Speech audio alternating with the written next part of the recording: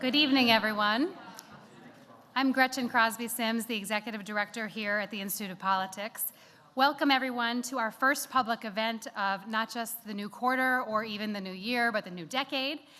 We are pleased to welcome Republican Presidential Candidate Joe Walsh to campus, and we look forward to his conversation with Monica Davey of the New York Times.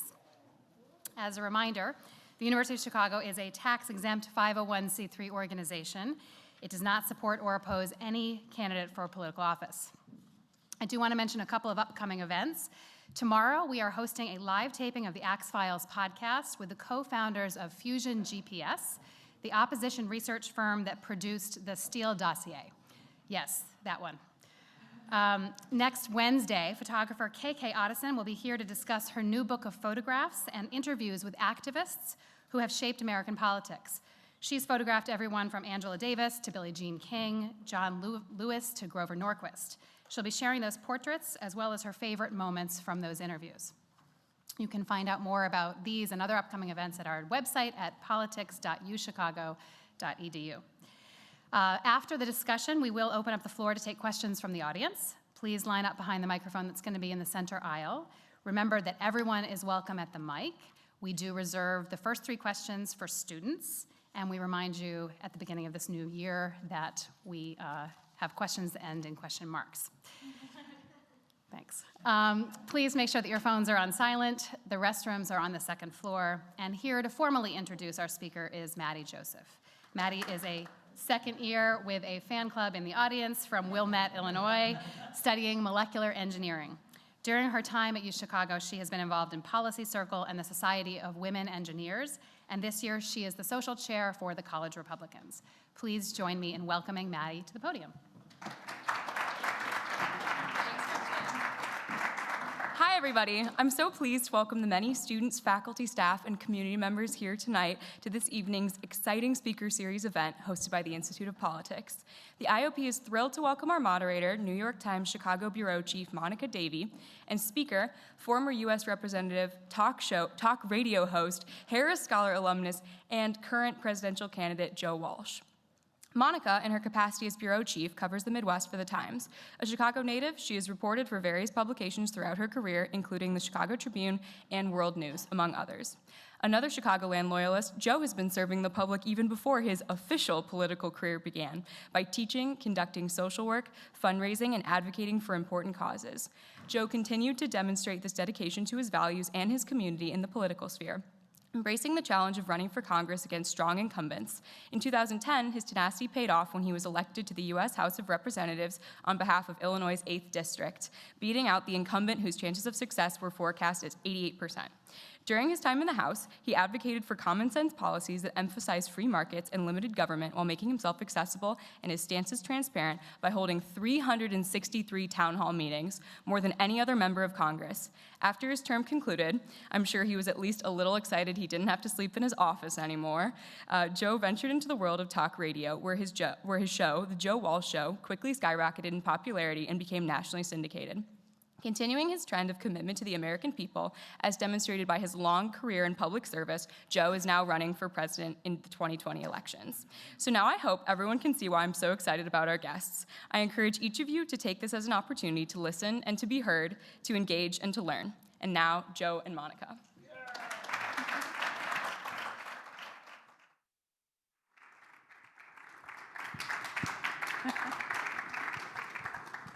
Thank you all for coming. We really appreciate it, and thank you for coming. Thank you, Monica. It's good to be here. Appreciate it very much. So let's get started right away. What in the world are you doing here? You should be in Iowa, shouldn't you? I will be going to Iowa tomorrow. It is always a treat to come back to this campus. I went to graduate school. I love it here. But we'll be in Iowa. We're in Iowa a lot. Well, tell us a little bit about that. What are you seeing? What is happening in Iowa? You're running around. The caucuses are imminent. Yeah. How are people responding to your candidacy? Look, it's a challenge because there's a vibrant Democrat race going on. I'm on the Republican side, taking on a sitting president. It's a battle to get attention, to get people to notice this race. But the refreshing thing is, and I say this all the time, when I can actually talk to Republican voters, because that's who I'm trying to talk to all the time, primarily in New Hampshire and Iowa, and you just talk to the voters, even though they disagree with me on a lot of things when it comes to Trump. I think he needed to be impeached. I think he deserves to be impeached. I think he ought to probably be removed from office. But even though we disagree on impeachment, most Republican voters are exhausted. I hear that over and over. So your reaction, you're getting a warm reaction. Do people realize that you're running? Yeah, no, not from everybody. I mean, there are a lot of Republicans who are upset that I'm doing this. Look, Trump's got his solid core, and he can do no wrong with those folks. I've just been surprised. Again, undoubtedly, I hear from Republican voters a variation of the following. Hey, Joe, I like some of the things Trump's done, but I'm just tired of it. I don't want to go through 4 more years of the tweets and all this other crud. And Joe, look at the Democrats, they're crazy. So what am I going to do, Joe? Now, I listen to that and I think, well, there's a Republican who's really exhausted with Trump. If they had another alternative, you know, maybe there's a vote there. So you were a Trump supporter, though. You voted for Donald Trump. What changed? Trump, me. Look, I voted for Trump in 2016. Not because I loved him, not because I liked him. He wasn't Hillary. And by the way, a lot of Trump voters went through this. I went to Congress in 2010. I was part of a populist Tea Party movement. The same people who voted for Trump voted for me. The same people who voted for Trump have listened to me on the radio for the last 6 years. These folks, like me, were upset with our political system. I mean, I think both political parties have dropped the ball. I think our political system is broken, right? All these elites in Washington, everything Trump talked about, it's really true. And so I understand what got Trump elected. The problem is Donald Trump is a horrible human being. I mean an absolute corrupt, horrible human being. And so this real genuine concern that the voters had, hey, go clean that up. Go clean up that swamp. Trump's like the swamp creature. So I understand what got him elected. I did vote for him because I wanted a little bit of this disruption. But it became clear to me in a nanosecond after he got elected, and if I'm slow to the dance, I'm slow to the dance, that almost every time he opens his mouth, he tells a lie. So, but where was that moment, and where is that issue? What is the thing that... Is that me bumping? Yeah. So, you want me to... No, you can talk it. That's Yeah. Is there a moment where that switched, yeah. So and what was it? There was a final straw. Two things moved me off of Trump. And again, I didn't love him or like him. And when Donald Trump got elected, I was on the radio. I'm on conservative talk radio. And so I tried to do the whole good Trump, bad Trump thing. When he did something good, I'd praise him. When he did something bad, I'd criticize him. More and more and more, I didn't like what he was doing. The thing that really began to move me off of him, again, is his dishonesty. We've never, and this is big, Monica, I don't care what your politics are, we have never, ever in this country who had a president who lies almost every time he opened his mouth. I watched this for a few months and I said, I can't abide by that. The final straw with Trump, with me, was in Helsinki of 2018. When Donald Trump stood in front of the world. It still blows me away. Donald Trump stood in front of the world and he said, I stand with Putin. I believe Putin and not my own people. I was watching that at home. I had my dogs around me. I started tweeting. I was throwing things around the living room. I swear to God, the dogs were scared. I said, at that point, I'm done. This is the most disloyal person to sit in that office. That was the final straw for me. So tell us a little bit about your campaign itself. How many states will you be on the ballot in? You will not in your home state of Illinois, as I understand it. So give us the lay of the land. How do you run this race? It's a long shot effort. At the end of the day, we'll probably be on the ballot in about 35 to 38 states. Now, maybe many people out here are asking, but Joe, why aren't you on the ballot in all 50 states? Well, think about this. And I was in a really bad mood yesterday. I'm still in a bad mood. The state of Wisconsin, the latest state to disenfranchise Republican voters. The Republican Party of Wisconsin canceled their primary election yesterday. They said, we're only going to put Donald Trump's name on the ballot.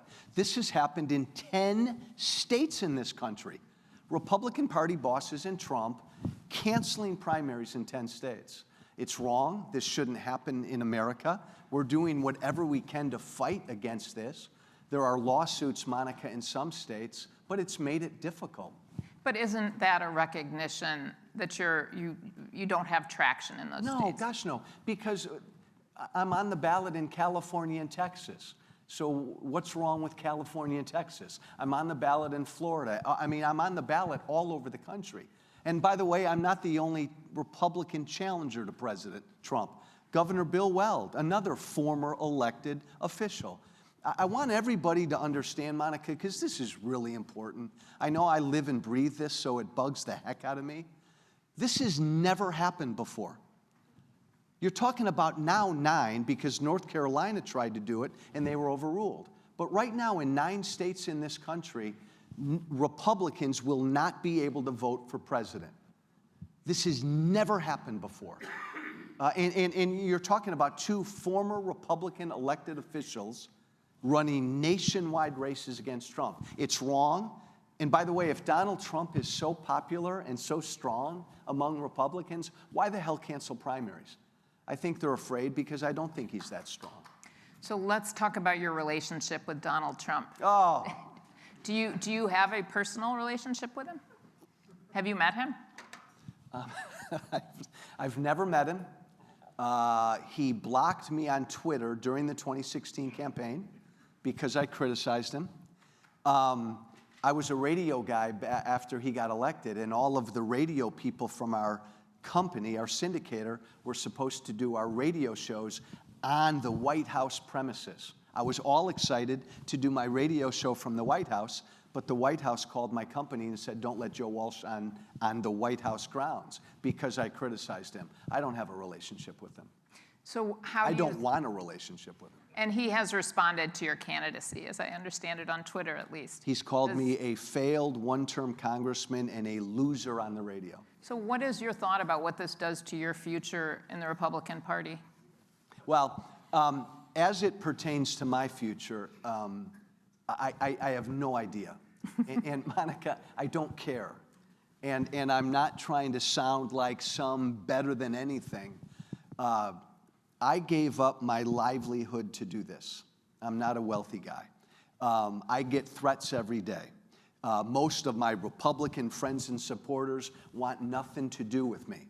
I think this is a unique moment in American history because I think the guy in the White House is everything our founding fathers feared. And Monica, I believe that in my bones, which is why and by the way, Monica, hey, Mitt Romney, John Kasich, where are you? There were better Republicans to take this guy on, this horrible human being on, who's unfit to be president. I wrote an op-ed in your newspaper, the New York Times, in August, pleading for a Republican to do this.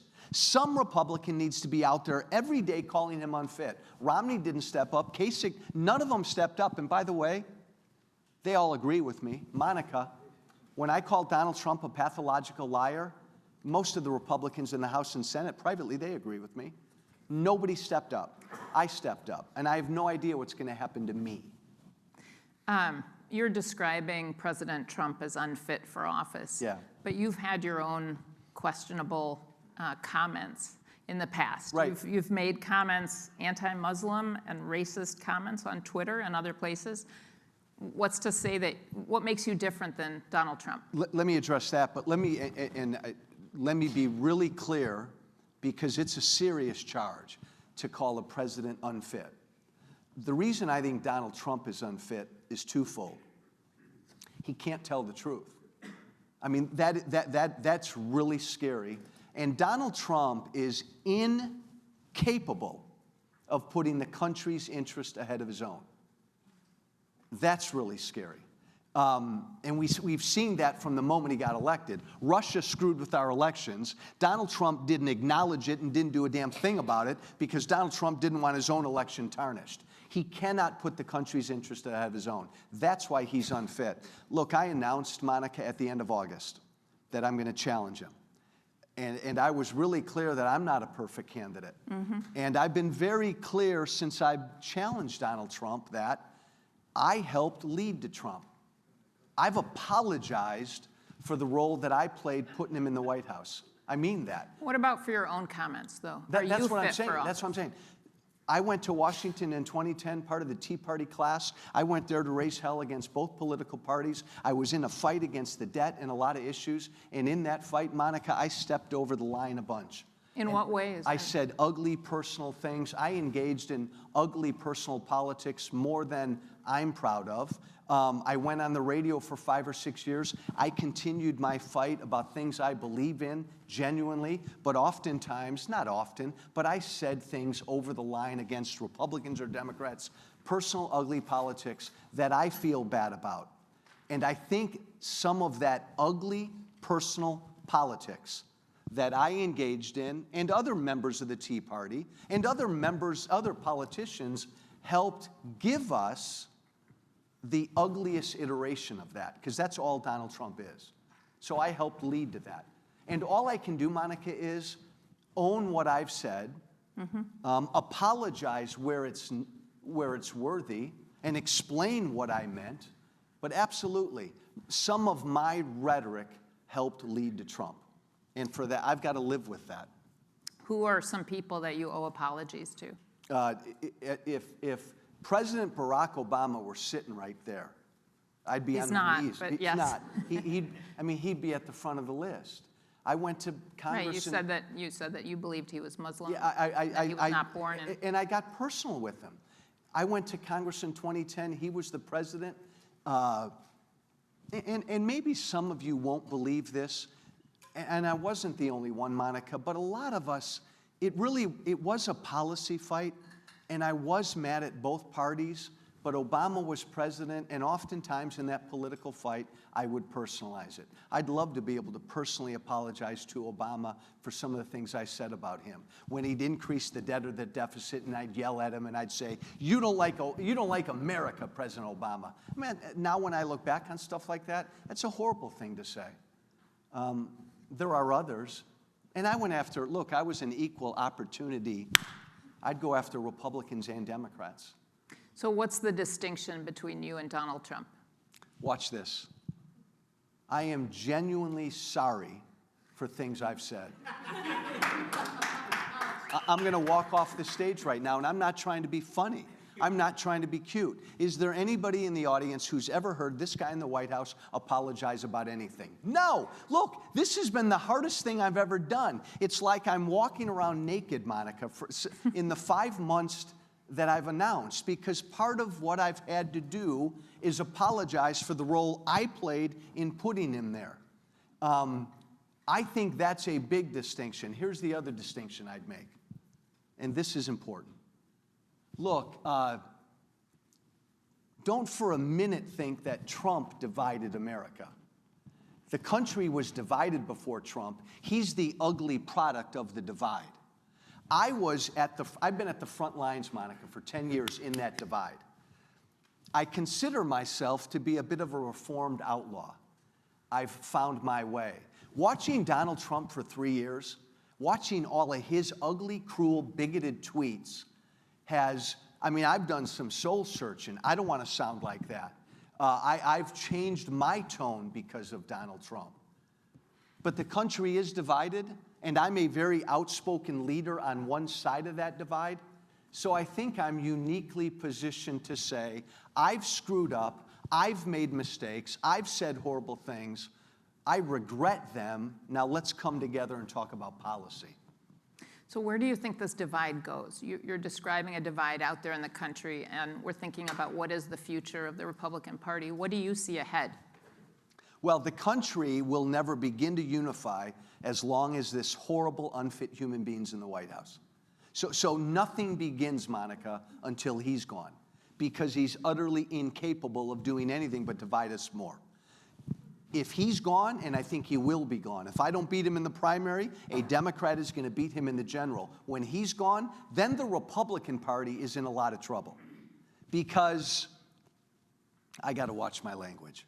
So It's okay. Feel free. No, I don't think I can say the word chicken shit.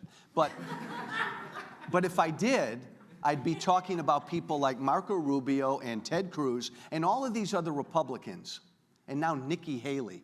All of these other Republicans, Monica, who privately believe what I say about Trump. And they don't like Trump. And by the way, a lot of them, they don't want Trump to win. Because, Monica, they want him gone. They know Donald Trump is killing the Republican brand. But these, and I'm not going to say the word chicken shit, but these Republicans in my party who are they're hiding under the stage right now. They're waiting for Trump to lose in November. And then they think they can stand up and the good old Republican Party can come back. They're blind, they're naive, because unless he's in jail, Donald Trump's not going anywhere. Donald Trump will not go anywhere. He's going to be around for a long, long time. So let's talk about what you're seeing among Iowa voters and New Hampshire voters, the places you are going. When you come to Republicans and you say some of this, what response are you getting? There's a lot of anger among his core supporters that I'm taking on their king, their president, their leader. There are some Republicans that I just can't reach. I acknowledge that. There's disappointment because a lot of Republicans look at me and say, Joe, you were one of us, man. You were one of us, good, solid, strong conservatives. So there's disappointment, and then people get angry at me. But Monica, I've been blown away, blown away, blown away. I'm going to say it again. If Democrats can't stand Trump, rightly, and independents don't like him, Republicans are tired of him. I don't know what that means, How do you Monica. know that? They tell me, no, they tell me that. When? When did they tell you Every that? time I'm out. I'm not exaggerating when I say that 70 to 80% of the Republicans that I've spoken to in Iowa and in New Hampshire have told me privately, I like some of the stuff he's done, Joe, but I can't imagine living through 4 more years of this chaos. So your prediction, assuming that you do not end up being the Republican nominee, what do you see happening in November of 2020? I'm a contrarian on this. I don't think it matters who the Democrat nominee is. What happens? They I think win? Donald Trump loses. And who are you going to vote for? Well, I cannot and will not vote for Trump, obviously. I mean, I think the guy's unfit. And I'm not trying to be cute or coy, but I'd rather have a socialist in the White House than this dictator. So you'll vote for a Democrat, whoever the Democrat is. I will not vote for Donald Trump. So I'm not trying to be coy. I'm not trying to be coy. So is this really Think going about anywhere? what I just said. Monica, think about you're what not I being just coy. said. I'm not. I'm a Tea Party conservative, and I just said I'd rather have a socialist in the White House because I believe this guy is the biggest threat this country has ever had. So Everybody can take the next step. for those who hear this and kind of don't believe, because they kind of don't think you can win, and they've heard you support him, and they think you're trying to sell a book or you're trying to do something else, how do you respond to that? I've read a lot. No, I know, and I love this question. Like, Joe, you're doing this to make money. Oh, my God. If I wanted to make money, I'd be an idiot like Sean Hannity. If I wanted to make money, Monica, I'm not kidding. If I wanted to make money, I'd stay on talk radio. I'd say, every day, I'd say, Donald Trump is the greatest thing in the world. Mega, mega, mega. He can do no wrong. I'd be invited to the White House. I'd be one of the most popular guys on the radio. I'd have 4 books published already. I'd be on Fox News all the time. I'd be famous if I supported Donald Trump. So when these people tell me that I'm doing this to benefit myself financially, this has been the most difficult thing I've ever done in my whole entire life. So what sorts of threats, anger, unhappiness from neighbors, friends, voters, what have you heard? What's the worst? Well, at home, people who know me the best, huge disappointment. You're a traitor. You're a traitor to the cause. And I understand it. and they consider the Democrats to be the enemy. From a lot of my former colleagues in the House, absolute disgust with what I'm doing. They've told me that privately. What are you thinking? Elizabeth Warren is going to be president? Joe, what the hell are you doing? And so it runs the gamut from that to I want to kill you to real anger. Have you really been threatened? Yeah, Okay. absolutely. How have you handled that? You handle it professionally. I mean, you alert the authorities. What did you learn, stepping back from pre-2016, what did you learn from being in Congress? That neither political party has the courage to deal with the biggest problems in this country. And if that doesn't change, this country, I fear for. We're $23 trillion in debt right now, and it's only going to get worse. Nothing can get done without leadership, and I don't see any leadership in either political party. To you, how important is loyalty, and what is loyalty? That's a great question, Monica. To me, I'm loyal to the Constitution. I'm loyal to issues. I believe in freedom and limited government. I believe in opportunity. Like when people say, and this is the damnedest thing about this, the Republican Party's not a party. It is a cult right now. It's a cult. It is, Monica. It is, because I pledge allegiance to the Constitution. I believe in what our founders believed in. We rebelled against a king. Now we have a king in the White House. And you know, when Barack Obama was president, every time the deficit went up, every quarter, me and Jim Jordan and Mark Meadows and all of us Republicans, we'd hold press conferences and we'd yell at Obama for his debt. Those guys don't give a damn about the debt anymore because Trump's president. I am loyal to our founding principles in the Constitution. When I was sworn in, I swore to defend the Constitution.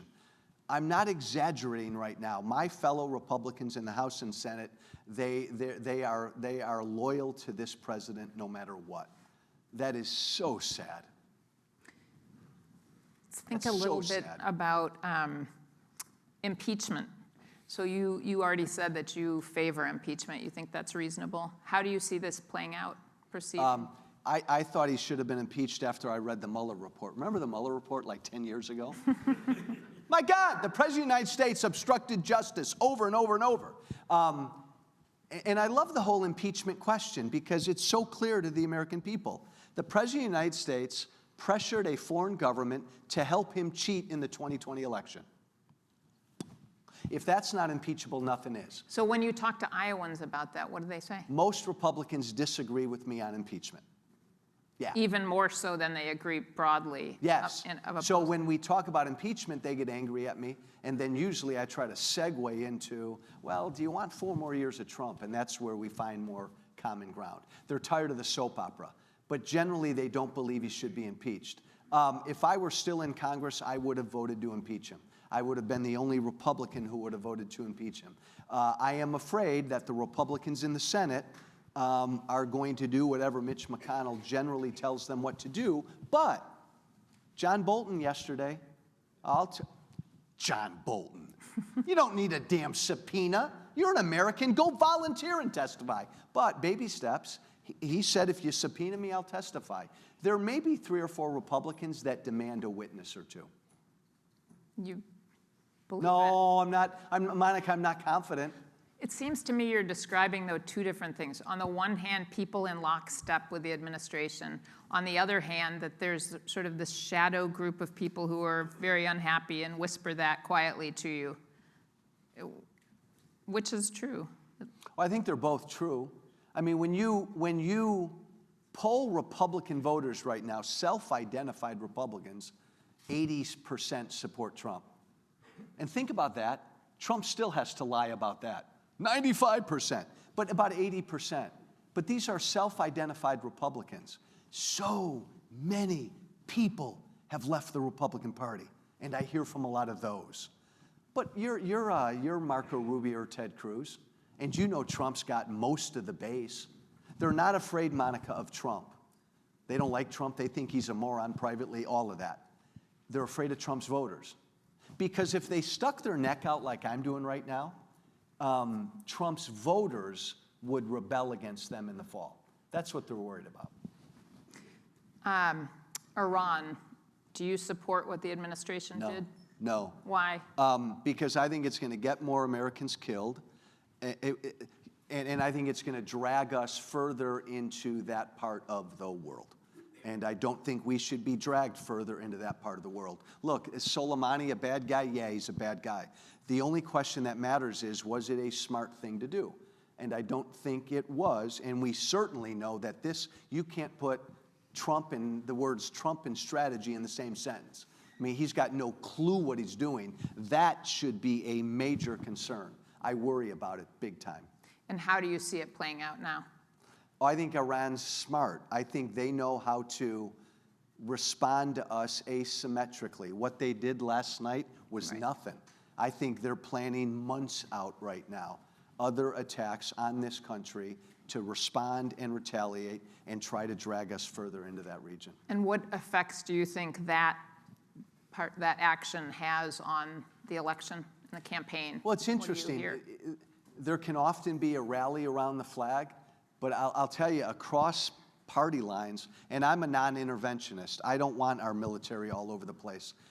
I think across party lines, what I hear mostly from people, and I think it's reflected in the polls, there ain't no hunger or desire for us to get involved in any sort of a war. So I think it would hurt Trump. And again, Trump's a unique animal.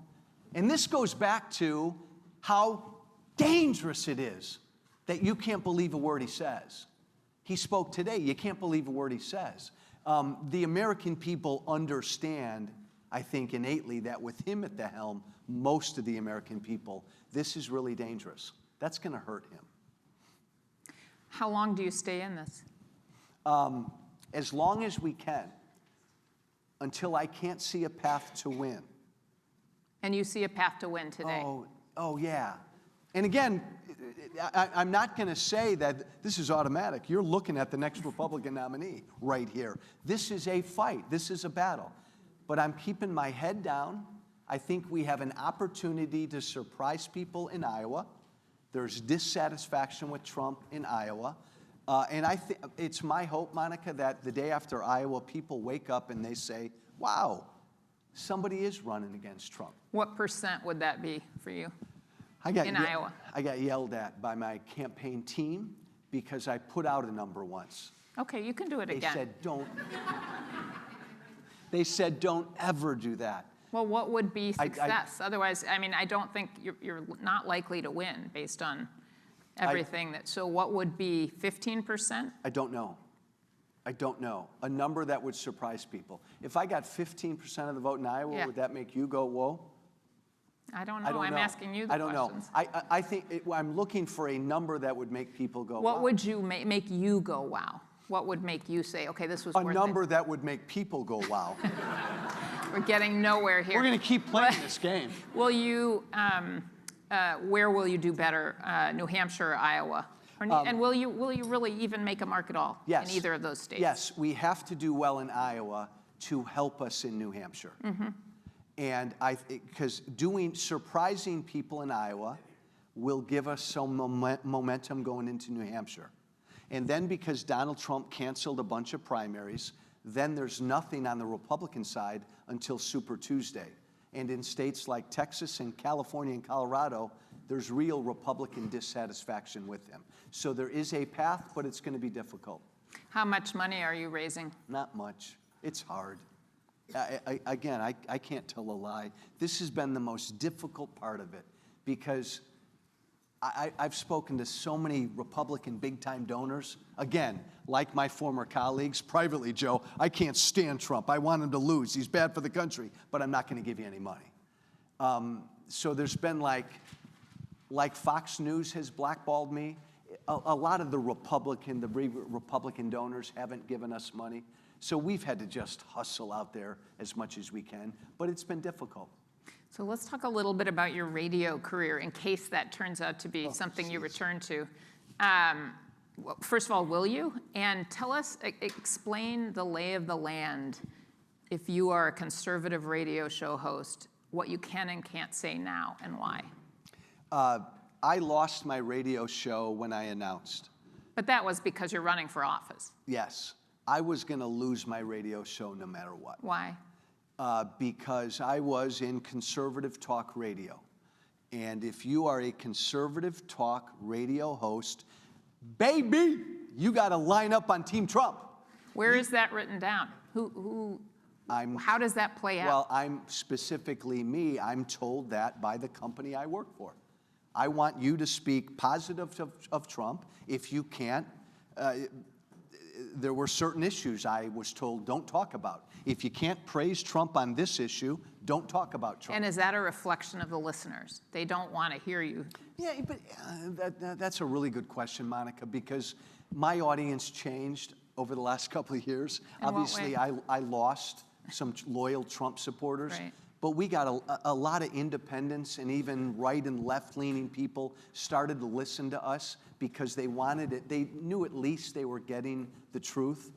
But no, again, every day I'd get beaten up over the head by my company and oftentimes by listeners. You got to be more pro-Trump. So when you ask me if I'm going to go back into talk radio, there's no place in conservative talk radio for my voice. None.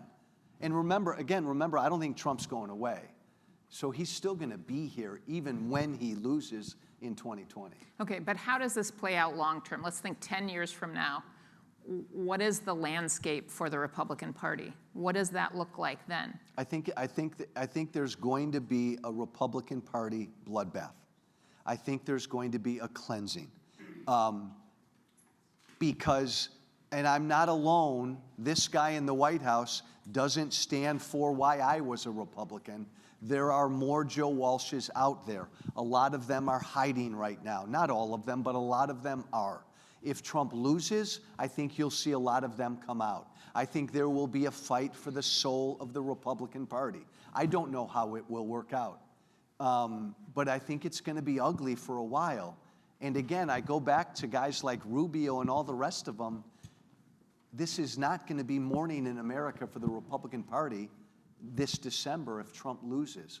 It's going to be a long, protracted fight. And so what is your plan? What happens after this? What do you do? Personally, I don't know. I honestly don't, Monica. I really don't. I did not take that into, I think my wife's here and she's listening. I didn't take that into consideration. I'm doing what I think I need to do. I want to be a voice in this fight. I believe in freedom, and I believe in limited government, and I believe in opportunity for all. I believe in a strong border, but I don't believe in this bigot and racist in the White House who told 4 brown-skinned congresswomen to go back to where they came from. This guy has hijacked issues that Republicans genuinely have a concern for, and he's taken them down a dark, ugly place. I know no matter what I'm going to be doing after this, I want to be in the fight for, and this country, Monica, needs 2 political parties. Right now we have a party and we have a cult. And as long as this thing is a cult, the country's worse off for that. And are you the best person to be reflecting the other side of that? Oh, I'm one person. I'm one voice. Are you the best person to be standing up for this? I think I'm a damn good voice. And the reason I think I am, Monica, is what's the best? I think I'm a good voice because I've been in the fight for 10 years. I've seen the light. I've seen the error of my ways. I've publicly apologized for 5 months for some of my behavior the last 8 to 10 years. I mean, I think that's a unique voice to be part of the fight. So what do you stand for? You were a Tea Party person. You talked a lot about fiscal issues back when. Now you're talking about you're essentially representing an anti-Trump candidacy. Yeah. What do you stand for? I stand for the same things I stood for when I went to Congress. But you changed your mind on a bunch of them, but not these other ones? Not on issues. On Trump, but not on... oh, God. So you're a fiscal person? And Monica, this goes to how the world has changed in Trump land. Prior to Trump, on the Republican side, you were either a conservative or you were a rhino, a squish. Right. And it was all based on where you stood on the issues. I was a conservative because of where I was on the issues. now with Trump, it's where do you stand on Trump? So now people call me a squish. People call me a rhino. People call me an establishment Republican. People call me a socialist. It's like Trump now is the dividing line, not where you stood on the issues. I still stand for limited government. I stand for balanced budgets. I stand for a strong border. I stand for low taxes. I stand for the same things I stood for when I went to Congress in 2010.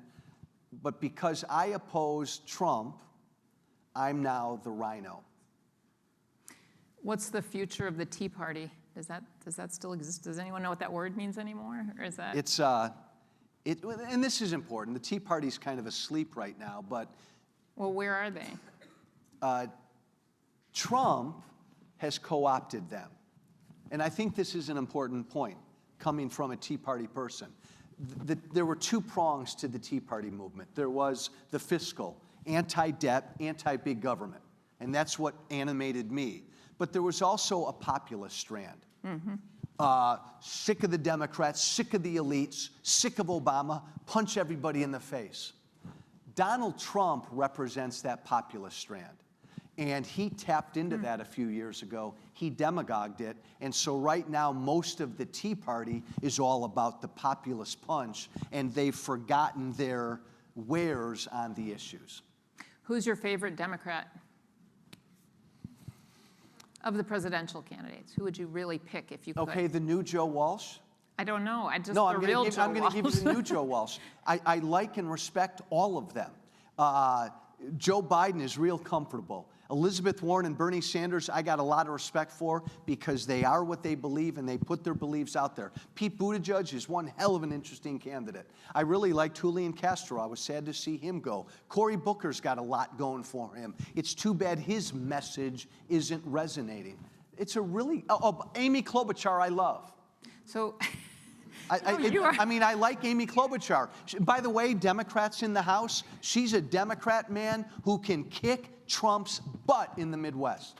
I mean, kick his butt. I think they all can. We're going to go to questions in just a second, so you all get your questions ready, and in the meanwhile, so if you had to pick from among them, and you could get your top choice, and you were going in and voting as a Democrat, because you like all of them. It shows what you believe in. Okay. Which person's policies do you believe the most? Can I add a nuance to your question? Are you talking about who I want to face Trump? Who do you think would be the best leader of the country if you picked one of the Democrats? Ooh, this will hurt Amy Klobuchar. If I could pick Amy Klobuchar president tomorrow, I would. Okay, thank you. All right, let's have some questions, and we're going to take the first three from students, so I hope you'll say your name and that you're a student. Hi. And then proceed with your question. My name is Henry. I'm a fourth-year undergrad Thank you, here. Henry. As a Jewish American, I've been really worried about the increase in anti-Semitic and racist hate crimes in this country in recent years. You have called white supremacy and racism evil. You've said it needs to be called out. You've also, I think, rightly tied actions and rhetoric from the president to events like the El Paso shooting. But we've also been talking tonight about how all of your Republican colleagues pretty much have fallen in lockstep behind the president. So do you think that the Republican Party today is worthy of condemnation for helping to stoke anti-Semitism, racism, and white nationalism in this country? Yeah. Anti-Semitism is a big issue to me. My wife is Jewish. I love the state of Israel. I want to retire and die in Israel. When I was in Congress, I wanted to be the most pro-Israel member of Congress. Anti-Semitism you find on the right and the left. That's what's the far right and the far left. That's what's particularly dangerous about anti-Semitism. There's no denying the fact, and there's no denying the evidence that we've seen a huge uptick of anti-Semitism on the right. And people in my party, the Republican Party, and us good, decent conservatives have to acknowledge that there is an ugly strain, there is a white supremacy strain on our far right. There is an alt-right that is anti-Jew, anti-black, anti-everything but. Like it is a real white nationalist thing. And we have to, condemn that in the strongest language, and clearly this president doesn't. Yeah, okay. It's a concern. But again, Henry, don't move. Yes. I don't expect any better from Trump. But don't you expect better from the That's Republican where I'm Party? going. Maybe you and I are on the same page. I mean, that's exactly where I'm going. Trump doesn't care. Trump is a horrible human being. I expect more from my fellow Republicans. I expect more from the Republican Party. But like with every other issue, my friend, they've been afraid to go against Trump. It is shameful. Do you think they've been afraid, or do you think that there's like a real problem with racist views in the Republican Party? No, yes, there are racist views in the Republican Party. Let's be honest, though. Thanks, man. Thank you. There are racist views all over this country, across the spectrum. I do believe mostly it is fear. It's fear from Trump and his retribution. Just thinking about that for 1 second about racism, you have made comments in the past that certainly appeared to be racist. How do you make sure how do you convince people that that's not what you really believe? Because I love and am obsessed with the issue of race. If you and I sat down for 3 hours and we looked at everything I've said about race, you'd have a much different idea of where my head is. I had a podcast for a year called Uncomfortable Conversations. It was me, white radio guy, and Maze Jackson, by the way, who you should listen to, morning host on WVON right here. He's a black radio guy. We'd get together for an hour and we'd talk about issues of race, black guy and white guy, because I am obsessed, Monica, with the fact that white people and black people don't talk about race. So I talk about race a lot because I care about it. And like everything else, sometimes when I talk about an issue, sometimes I go too far.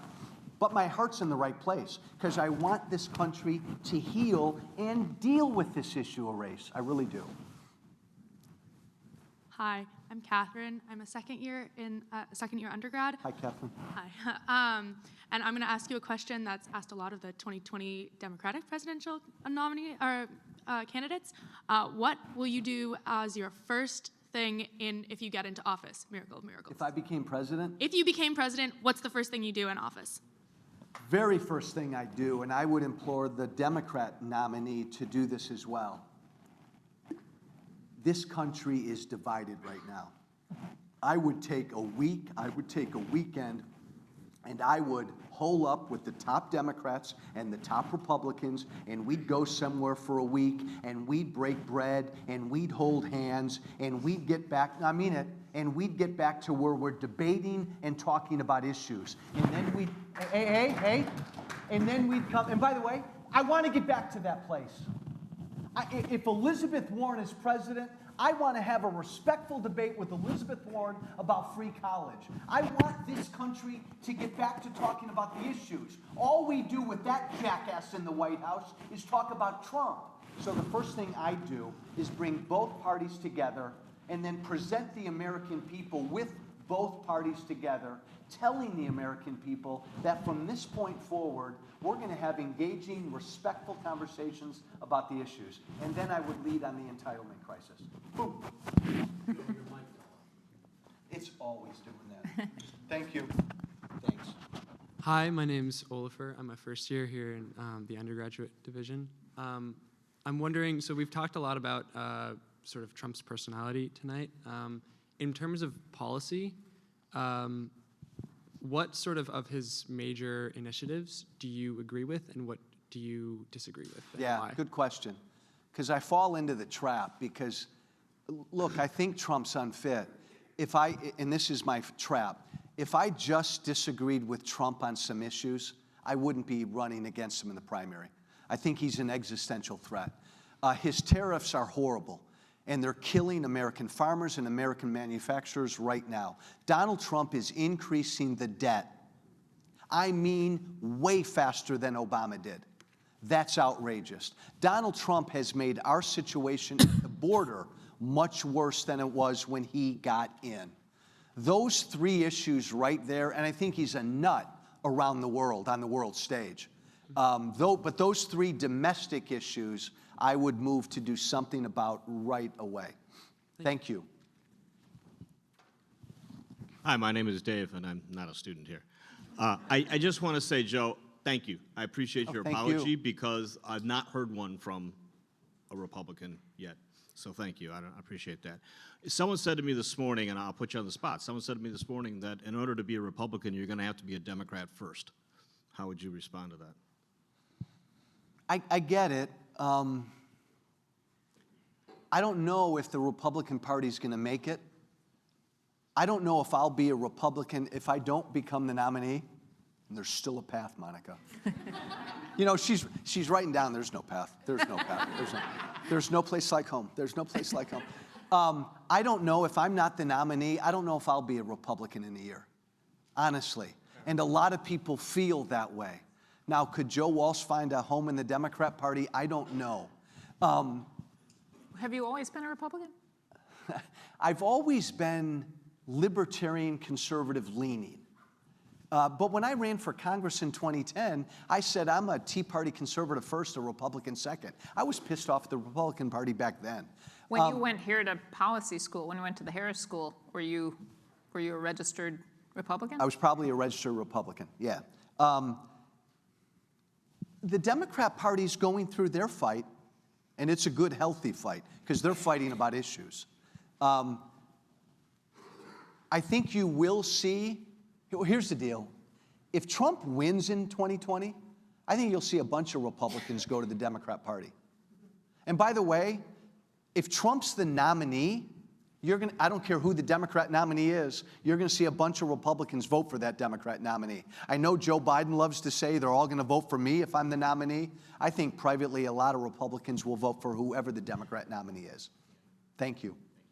What issue do you think, I don't mean to take up your time, but what issue do you think a Democratic candidate should pick as the one that is going to make that difference, the one they can win on? Monica, I know there are smarter people that run and know how to run campaigns, and I don't. To me, this is just all about Trump. It is. And I know some people laughed when I said this, but I want you to think about it.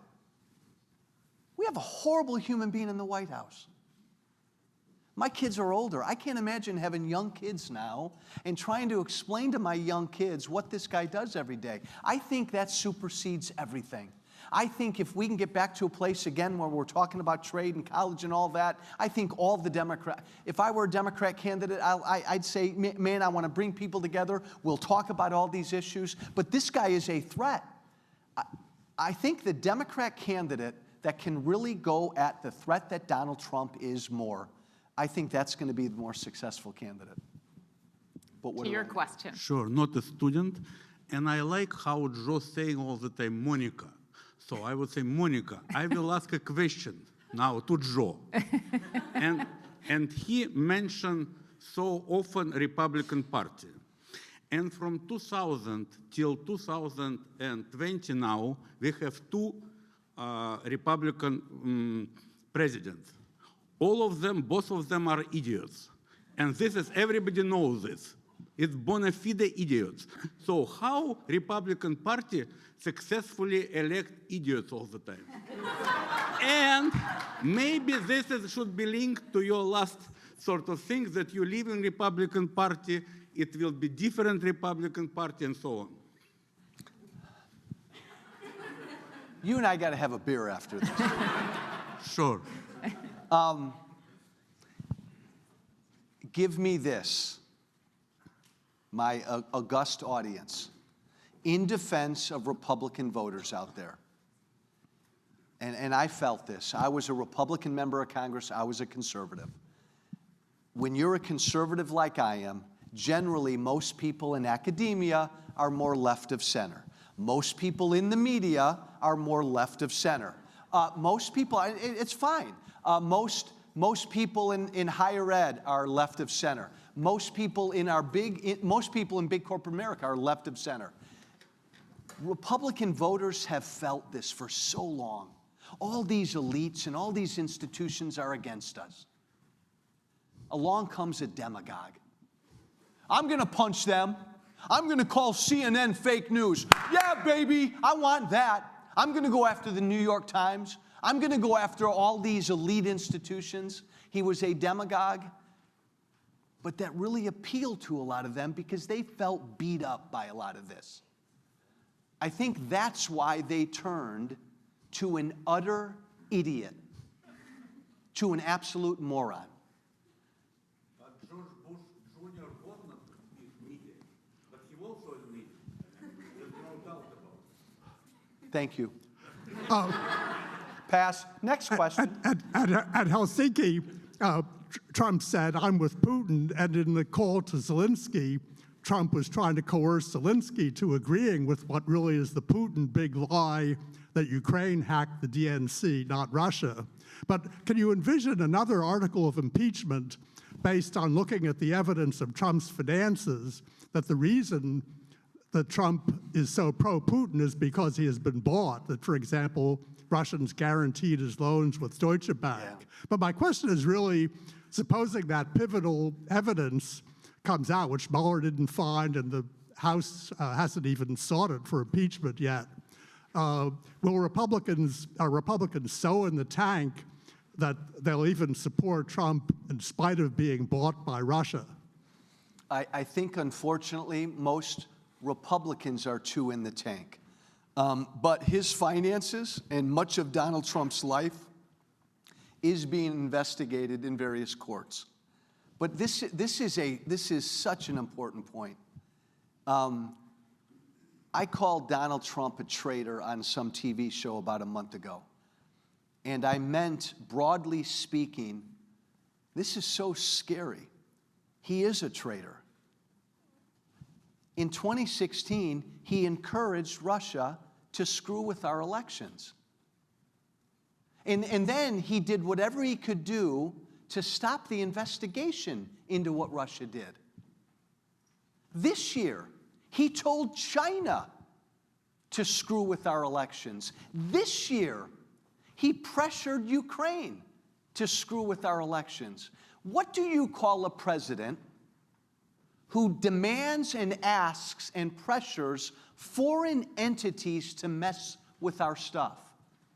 Broadly speaking, that's traitorous. Why? And this is so depressing, Monica, because, again, most of my former colleagues, deep down, most of them get that. They just don't say it. But you know, it does make, did you know some of this in 2016 when you voted for him? Well, not the whole Russia stuff. But I'm saying you understood your description of him is extremely strongly worded. Did you see a different person before? You know, I'm having fun with her, but now she's making me apologize again. And no, Monica, just you're trying right. to understand the transformation. It's no, Monica, confusing. you are exactly right. I made a mistake voting for him. I made a bigger. But did you know? Did you feel the same way? To your point, I made a bigger mistake not paying attention to who he was. I didn't support him in the primary. I voted for Rand Paul in the Republican primary here. But then Trump becomes the nominee. I'm on talk radio. I don't like Hillary. Trump says some things I like I'm going to disrupt the swamp or whatever. I didn't pay attention. I just got caught up in the conservative. It's Trump against Hillary. Who cares? I didn't even know what his reality TV show was. I didn't pay attention to him in the 80s and 90s.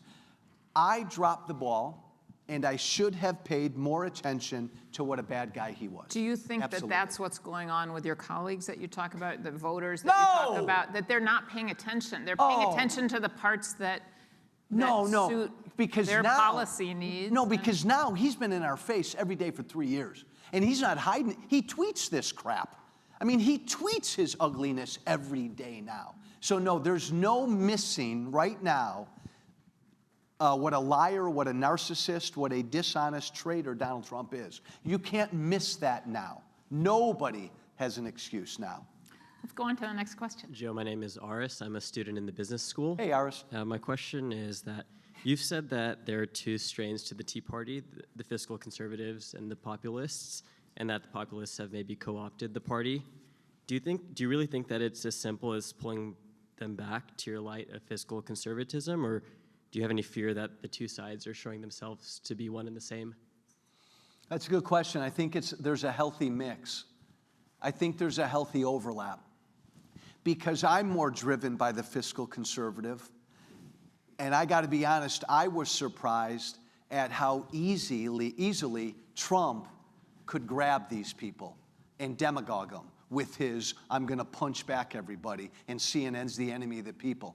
I'm disappointed and surprised by how easy it was for Trump to grab them. So my fear, maybe yours, that populist strand is even stronger than I thought. Thank you. Hi, my name is Chris. I am not a student. Thanks for coming. Thanks. I'm kind of in agreement with a lot of what you say as far as the state of our politics, the state of our democracy. And to me, I get the sense that the heart of it is kind of economics in the sense. I'm a believer in the sense of a social contract between a democracy, the government, and its people. Yeah. And I get the sense that's not in its strongest state at the moment. At this moment, we have a lot of young people who can't participate in the economy because there's a big debt burdens. Right. This is going to be, I think, the first generation where young people will not progress as far as their parents. At the same time, you hear reports about the top 500 companies in America, 396 of them have tax havens. Yeah. You hear about there's a number of wealthy corporations that have not paid taxes in the last couple of years, and it seems like inequality is growing at an unprecedented level. And I'm wondering, for you as a presidential candidate, what do you think is necessary to, I guess, get our economics and get our state of affairs in order? Good question. Great question. And again, I'll go back to, I think, almost where we started. What animates me right now is the number 23 trillion.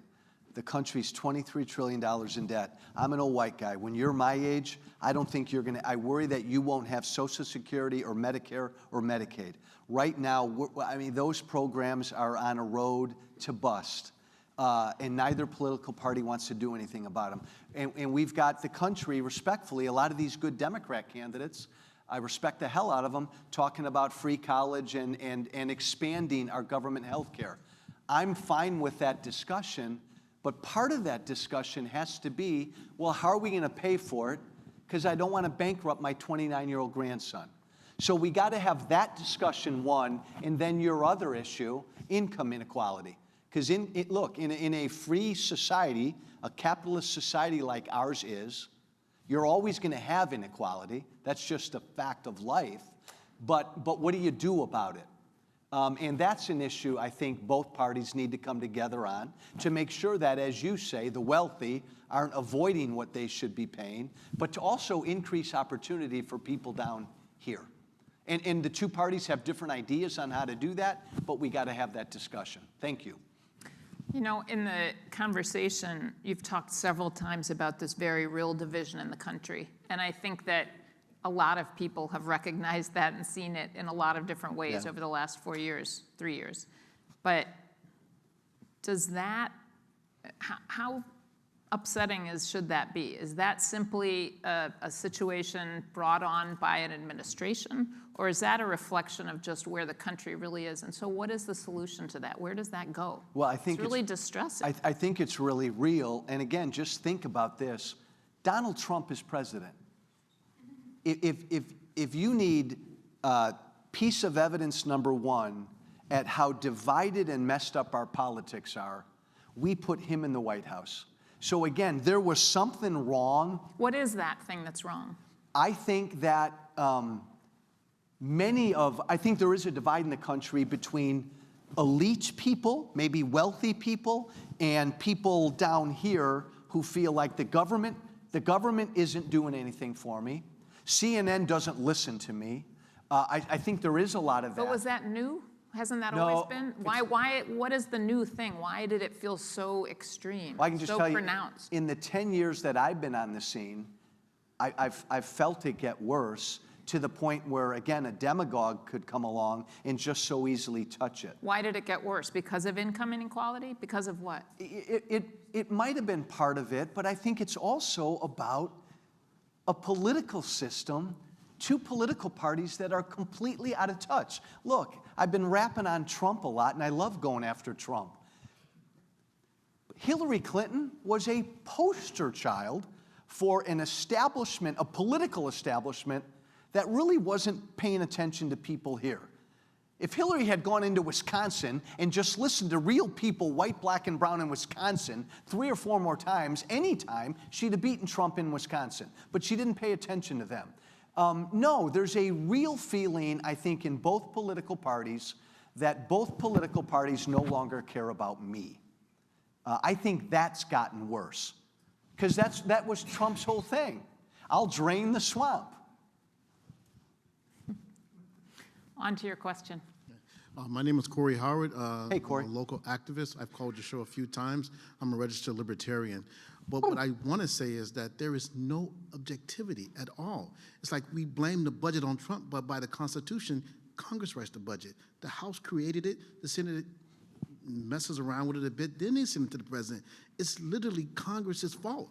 So we're sitting here now saying that this is Trump's budget. It is Congress's Corey, budget. what are you referring to in particular? What's Congress's fault in particular? Is there an issue or just all of them? No, per the Constitution, all bills for revenue start in the House. The House engenders that budget. So to blame it on Trump is quite unfair, but it will consume 1/4 of all tax receipts pretty soon. We're going down the wrong path, but the objectivity is missing because Trump is this big, shiny object. Look, I voted for the guy. I went to his inauguration. I'm going to vote for him again in 2020, but I would like to say let's get some objectivity here, please. We hear so much blaming back and forth, and I love it, to be perfectly honest with you, because when you guys aren't getting along, I mean, like Samuel Clemens said, you know, when Congress is in session, your property and your freedom is in jeopardy. And since you guys aren't getting along, my property and my freedom right now are pretty much protected. Well, so it seems like his question, though, is what role does Congress have? What blame should Congress? Corey, kind of just to touch your point, and again, this didn't start with Trump. Our founding fathers right now would be blown away at how powerful the presidency is. Our founding fathers never envisioned the chief executive of this nation to be this powerful. And that's primarily happened, Monica, as you know, because over the last 50 to 60 years, Congress has abdicated and ceded their responsibility in so many areas to a president. That's a problem, and Congress has got to grab it back.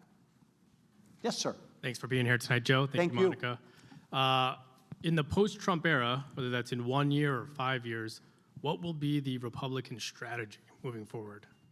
I think that if I were king of the world and I were in charge of the Republican strategy after Trump, here's the problem. I'm not that old. I always call myself an old white guy. All right, say I'm an old white guy. Right now, the Republican Party is too much old white guys. And the problem with old white guys is we die. And right now, young people want nothing to do with the Republican Party.